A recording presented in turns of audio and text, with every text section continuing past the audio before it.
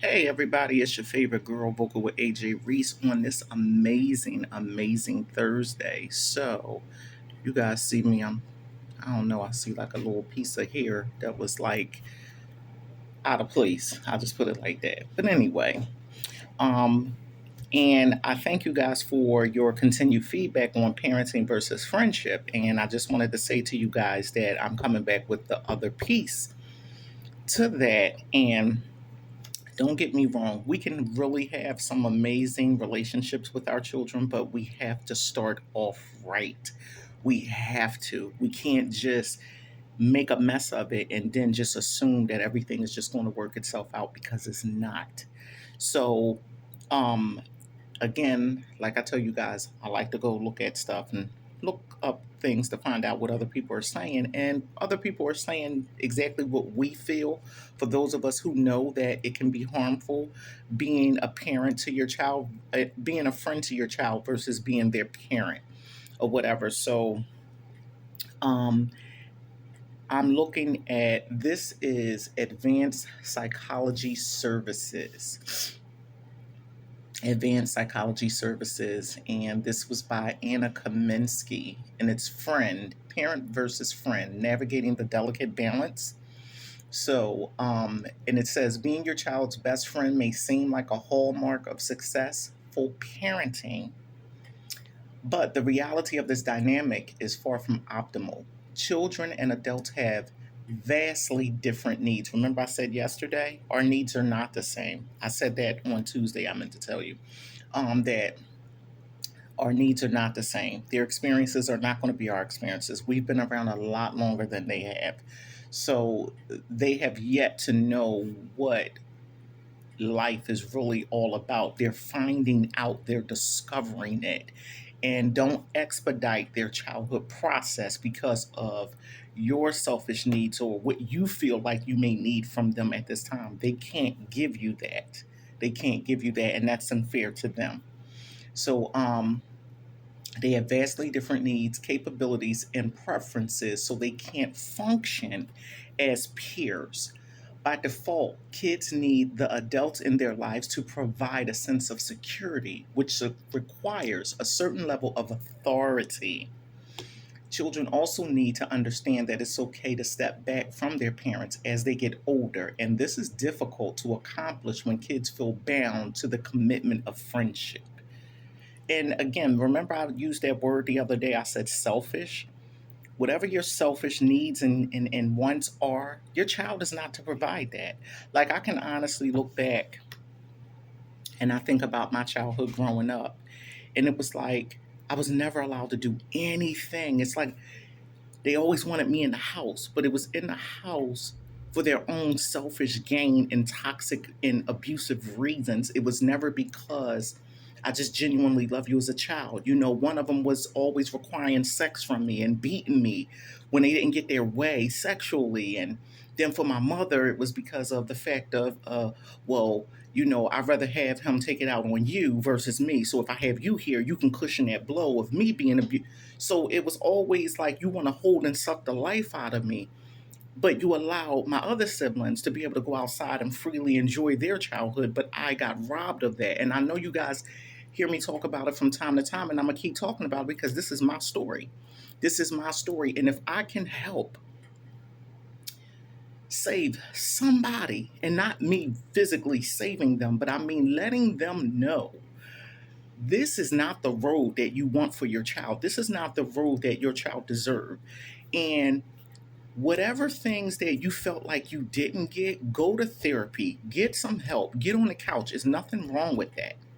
But when I look at the whole toxic whirlwind of my childhood and the things that I did not receive, it was because they were all selfish. They were very selfish. It was everybody was doing their own thing at my expense. And the bottom line is, you may not believe this, but as parents, you pay for that in your elder years. Don't think you get off with it. You do not. You will pay for it tremendously. Let me tell you something. There is nothing on this earth that we do that is not recorded that God doesn't see. It's just not. So, These are 4 risks of befriending your child. So, what this passage says before it goes into that, at first, being your child's friend may feel simpler than traditional parenting. You think you're doing something, right? After all, agreeing with your child's demands and making compromises about rule setting is an easy way to prevent heated arguments or disagreements, tantrums, and hurt feelings on both sides. Unfortunately, as kids get older and their life become more complex, a lack of clear parent child boundaries causes confusion that derails their relationship and negatively impacts their self image. Being a friend to your child at the expense being a parent can and usually does lead to the following problems. And now we get ready to talk about it. Number one, your child will feel pressure to act like an adult before they are actually ready. I've seen it, you have seen it. People think, allowing them to wear what they want to wear, do their hair in these grown adult hairstyles. Let me tell you something. Or these little boys walking around with all this jewelry on, or pants hanging off their behind, or wearing clothes that men wear. And not that they shouldn't dress like little boys, but what I'm saying to you, we can tell when you're trying to get them into a role in an arena they don't belong in. They don't. Being a sexually abused overcomer, I'm not a survivor, I'm an overcomer. I am very, very hard on parents and caregivers and guardians when I see that road that you are allowing that child to go down. I don't find it funny. I don't find it cute, and it is not attractive. And it disturbs me to the core. I was 10 and a half years old, almost 11, when I was sexually abused, when my virginity was taken from me. I don't find any of it appealing. It's very appalling. It makes me sick and nauseated. I was never a child that was like grown and sassy and wanted to wear. In fact, the more I was abused, the more I shied away from allowing my body and the shape of my body to be seen because I felt like I was the reason that I was abused. And actually, my stepfather would say, I caused it. It was my fault. I shouldn't be so beautiful. You shouldn't have a shape. You shouldn't. And I didn't have any of it. Any of it. But these are the sick things that people in their head will come up with to push and project the hurt and the pain and the harm that they're causing children or whoever to make themselves feel good. And all of it was lies, all of it. So I'm here to say, as women and as men, parents, do your job. If not, you're going to pay for it down the line, and your kids will end up eventually growing up to really hate you. They're going to hate you. They're going to despise you because you didn't go the distance to do your job. You felt as though it was better to take the easy route. But how many know in parenting there is no easy route? It's not. And if it is easy, it ain't going to last. And I said ain't. I know I should say it isn't, but no, I need to tell you it ain't. It ain't going to last. It's not.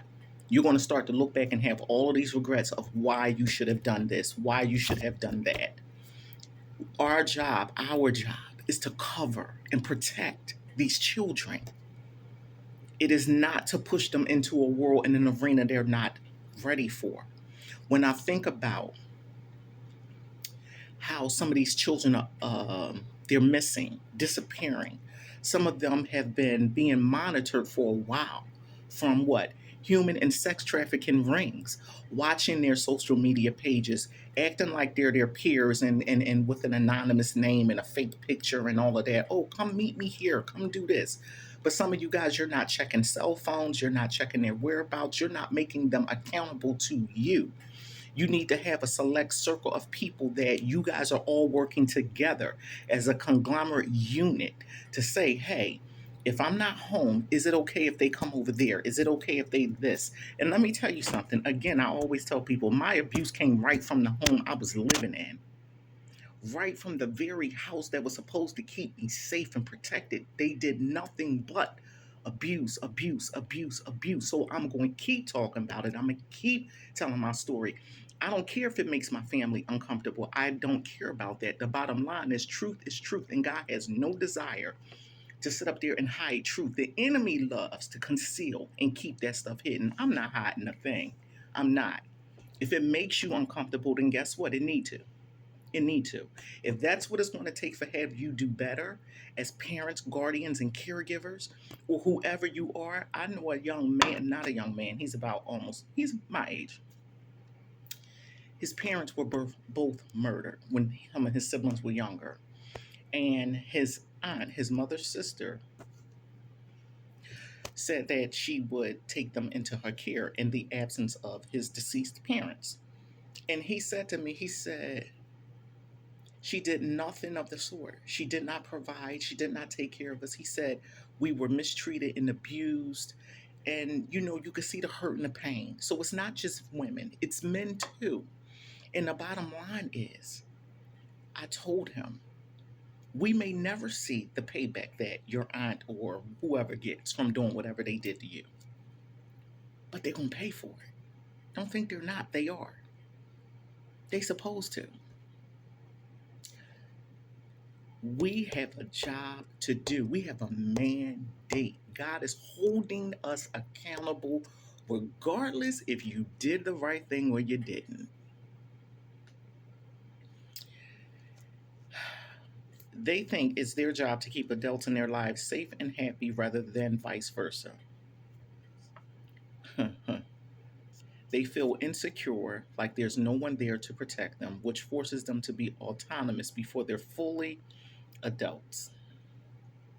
They also have a hard time demonstrating respect for other adults. Remember, I talked about that the other day. For other adults, like teachers, which can contribute to difficulties at school. Children who function as their parents' friends aren't allowed to progress through the normal gradual stages of development to help them figure out their place in the world. I had a hard time trying to figure out where I belonged, who really loves me, my identity. It was robbed. People don't understand when you are sexually abused, it robs you of a lot. It murders you. My stepfather was murdering me every chance he got, whether it was sexually, physically, financially. I remember I was just telling my youngest son this morning, we were talking on the phone, and I was telling him, I said, there are all kinds of abuses. I remember being a teenager working and having my mom and her husband take my check. We're going to hold your money so you don't spend it. But then you have my younger siblings who are working and they get to blow their money. And not that I wanted to blow my money, but that was, see, you got to understand the profile and the characteristics of an abuser. You have to. My nose running. You have to.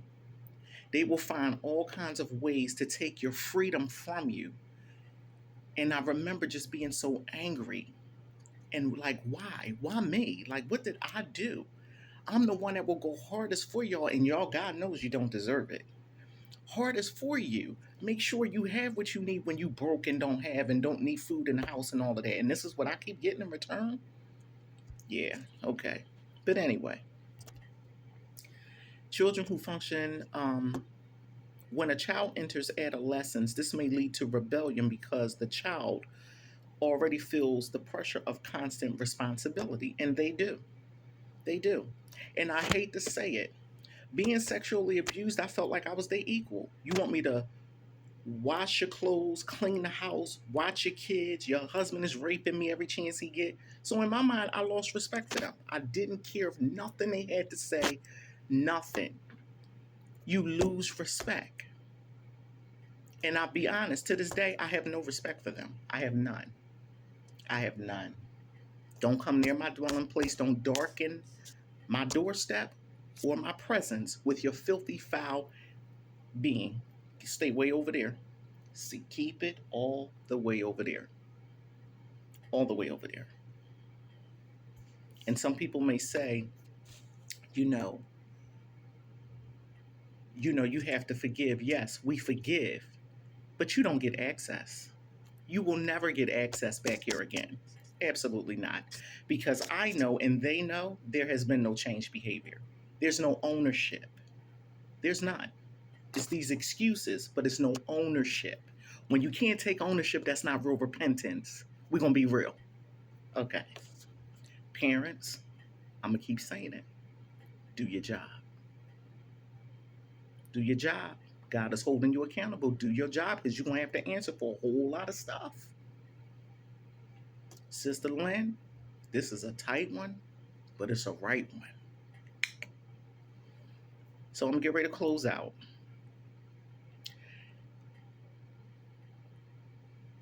The parent-friend dynamic also removes the opportunity for kids to be kids, to play, to learn, and explore at their own pace.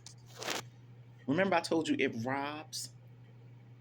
That parent friendship thing, it robs. It robs the child of the opportunity to be an innocent, free child. Mentally, emotionally, physically, all of that.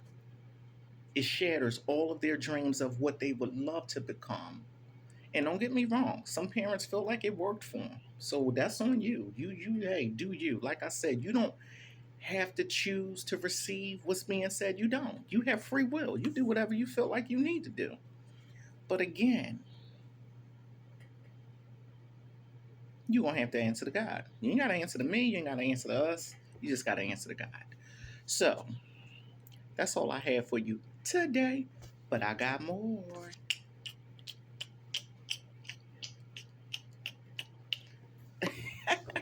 So this is your favorite girl vocal with AJ Reese. Have the best Thursday ever. Enjoy. Don't for Lord Jesus. Don't forget. Click like, share, and subscribe. To who? Your favorite girl. That's who. I love you guys. God bless you. I hope this convicts your soul the way it's supposed to. And then I hope it removes out all of the old residue and restore and put back in what was supposed to be there. Love you. God bless you. Lord willing, I'll see you guys next week. Bye.